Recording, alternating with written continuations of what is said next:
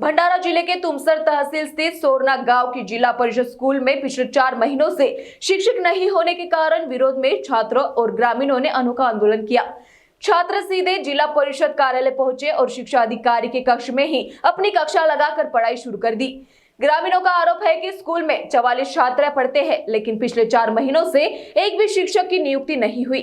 इस संबंध में 5 बार लिखित आवेदन देने के बावजूद प्रशासन ने कोई कार्रवाई नहीं की। प्रदर्शन के दौरान छात्रों ने राष्ट्रगान गाया, अपने टिफिन के साथ जिला परिषद कार्यालय में बैठकर पढ़ाई की और जमकर नारेबाजी की।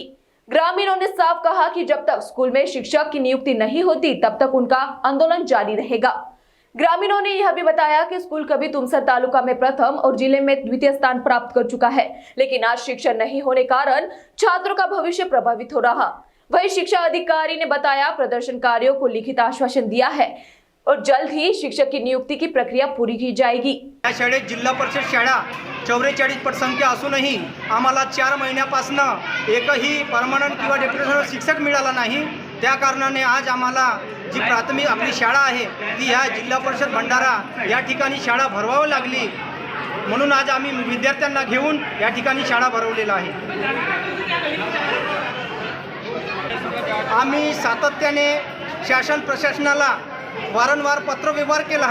3 ते 4दा आम्ही 5 ते 6 वेळा या प्रत्येक पंचायत समितीपासून जिल्हा परिषदपासून CO, BO, EO आणि जिल्हा कार्यालय जिल्हाधिकारी कार्यालय या ठिकाणी आम्ही वारंवार पत्र दिला, परंतु आमच्या त्या पत्रव्यवहार कोणतीही ॲक्शन घेण्यात आली नाही।